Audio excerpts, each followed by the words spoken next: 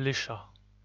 Les amoureux fervents et les savants austères aiment également dans leur mûre saison les chats puissants et doux, orgueil de la maison, qui comme eux sont frileux et comme eux sédentaires.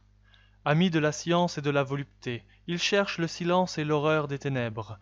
L'érèbe les eût pris pour ses coursiers funèbres, s'ils pouvaient au servage incliner leur fierté. Ils prennent en songeant les nobles attitudes des grands sphinx allongés au fond des solitudes, qui semblent s'endormir dans un rêve sans fin. Leurs reins féconds sont pleins d'étincelles magiques, et des parcelles d'or ainsi qu'un sable fin, étoilent vaguement leurs prunelles mystiques. Les hiboux. Sous les ifs noirs qui les abritent, les hiboux se tiennent rangés, ainsi que des dieux étrangers, dardant leur œil rouge, ils méditent. Sans remuer, ils se tiendront jusqu'à l'heure mélancolique, où poussant le soleil oblique les ténèbres s'établiront. Leur attitude aux sages enseigne qu'il faut en ce monde qu'ils craignent le tumulte et le mouvement. L'homme ivre du nombre qui passe porte toujours le châtiment d'avoir voulu changer de place. La pipe. Je suis la pipe d'un auteur. On voit à contempler ma mine, d'abyssinienne ou de Catherine, que mon maître est un grand fumeur. Quand il est comblé de douleur, je fume comme la chaumine, où se prépare la cuisine pour le retour du laboureur.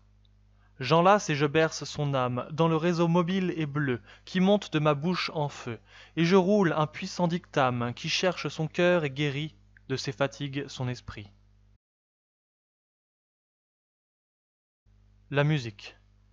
La musique souvent me prend comme une mer, vers ma pâle étoile, sous un plafond de brume ou dans un vaste éther, je mets à la voile. La poitrine en avant et les poumons gonflés, comme de la toile, j'escalade le dos des flots amoncelés que la nuit me voile. Je sens vibrer en moi toutes les passions d'un vaisseau qui souffre, le bon vent, la tempête et ses convulsions, sur l'immense gouffre, me bercent, d'autrefois calme plat grand miroir de mon désespoir. Sépulture. Si par une nuit lourde et sombre, un bon chrétien par charité, derrière quelques vieux décombres, enterre votre corps vanté, à l'heure où les chastes étoiles ferment leurs yeux appesantis, l'araignée y fera ses toiles et la vipère ses petits. Vous entendrez toute l'année sur votre tête condamnée les cris lamentables des loups et des sorcières faméliques, les ébats de vieillards lubriques et les complots des noirs filous.